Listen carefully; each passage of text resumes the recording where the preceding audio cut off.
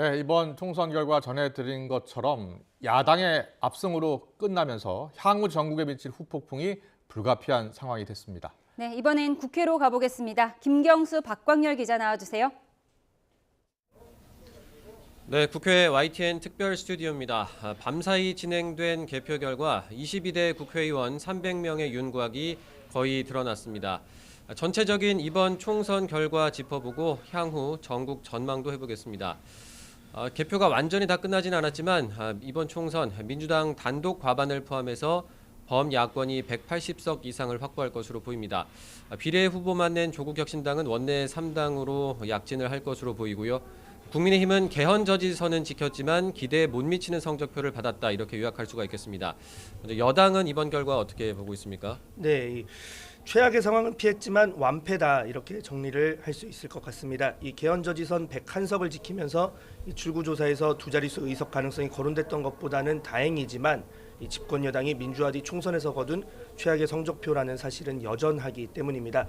그나마 수도권 박빙 지역 일부에서 이 접전 끝에 승리하고 PK 경합 지역에서 선전한 점에 의미를 부여할 수 있을 것 같습니다. 자, 민주당 분석은 어떻습니까? 네, 민주당은 선거 기간 내내 강조했던 과반 151석 달성이라는 목표치를 넘긴 셈이 됐습니다. 민주당은 이 단독 과반 의석을 확보하면서 법안과 예산안 처리를 주도할 수 있게 됐습니다. 또 조국혁신당을 포함해 범야권에서 180석 이상을 확보하게 되면서 패스트트랙이라고 불리는 법안 신속 처리 안건 지정을 통해 본회의에 법안 단독 상정이 가능합니다. 무제한 반대 토론, 이른바 필리버스터 강제 종료도 가능해졌습니다. 22대 국회가 개원하면 의석수에 따른 이런 권한을 바탕으로 대여 공세를 강화할 것으로 보이는데요. 또 이번 총선 결과와 관련해서 주목해 볼 만한 사전 투표율 관련 내용이 있는데 어떤 내용이죠? 네, 그렇습니다. 이 선관위의 연령대별 사전투표율 발표 60대 이상에 주목해봤습니다. 이 60대 이상의 사전투표율이 37% 수준으로 이 60대 이상 유권자가 전체에서 차지하는 비중 31.9%를 웃돌았습니다. 더는 사전투표 이꼴 젊은층 투표라고 볼 수 없다는 하나의 방증이기도 합니다. 이 사전 투표에 따라 특정 진영의 유불리를 예단하는 게 쉽지 않을 거란 판단인데요. 저도 밤새 개표 방송 시청했는데 관심을 끈 지역구들도 눈에 띄었습니다. 민주당은 어느 지역이 거론되고 있습니까? 네, 우선 선거 막바지까지 여당으로 해서 집중 공세를 했던 두 후보가 있었죠. 먼저 성 관련 막말 논란이 불거진 김준혁 후보, 그리고 부동산 문제 논란이 있었던 양문석 후보가 있었는데 이 두 후보 모두 유권자의 선택을 받아서 국회에 입성하게 된 점을 좀 눈여겨볼 수 있을 것 같습니다. 그리고 박지원, 정동영 후보 등 이른바 올드보이로 꼽히는 정치인들의 귀환도 하나의 포인트라고 볼 수가 있겠는데요. 또 추미애 후보가 당선된 점도 눈길을 끕니다. 당내 최다선인 6선 고지에 올랐는데 첫 여성 국회의장에 도전할지도 관심을 끌고 있습니다. 국민의힘은 어떻습니까? 네, 여당은 이 수도권 PK 중진 생존자에 주목해봤습니다. 이 동작을 나경원, 또 성남 분당갑 안철수, 용산 권영세, 여기에 양산을 김태우 당선인 등이 이 출구조사 결과를 뒤집고 생환했습니다. 차기 당권 주자 가능성과도 맞닿아 있는 부분인데요. 의회의 결과를 낸 지역도 있습니다. 최근 7번 총선에서 6번 민주당 계열 당선자가 나온 서울 도봉갑에서 30대 김재섭 당선인이 깜짝 승리를 이끌어낸 부분도 눈에 들어오는 측면입니다.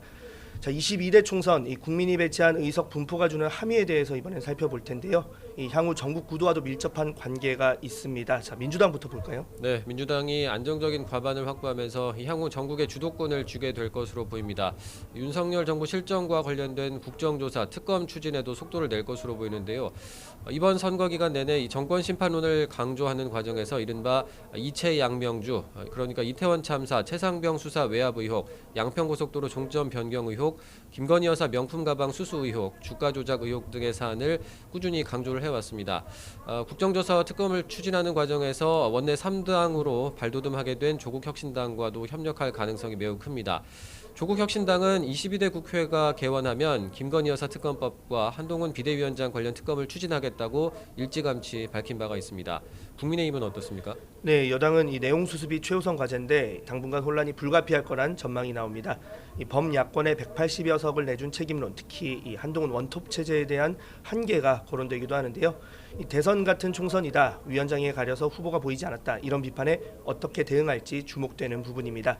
이 총선 결과를 보면 이른바 윤핵관 상당수가 생존했는데요. 하지만 이 수직적 당정 관계 등을 고리로 한 이 총선 패배 책임에서 자유로울 수 없다는 비판도 있습니다. 이 차기 당권은 용산과 차별화가 관건이라는 분석이 나오는 만큼 이 본격적인 분화, 이 각자 도생을 피할 수 없다는 관측도 나오고 있습니다. 네, 저희가 준비한 소식은 여기까지고요. 총선 관련 전국 상황 다시 정리해서 2시간 뒤에 전해드리겠습니다. 지금까지 국회 YTN 특별 스튜디오에서 전해드렸습니다.